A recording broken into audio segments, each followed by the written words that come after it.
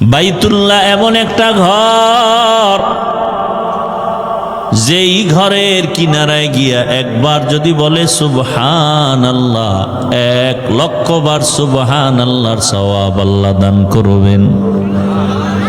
আতিনা ফি দারে দুনিয়া না হাসান, আতিনা ফি দারে উকবানা হাসান, ইয়া গিয়াসাল মুস্তাগীসিন ইহদিনা লফতিখারা বিল উলুমে ওয়াল গিনা। হর গোরি দে নে কো তু তৈয়ার হে, जो न मांगे उससे तू बेजार है।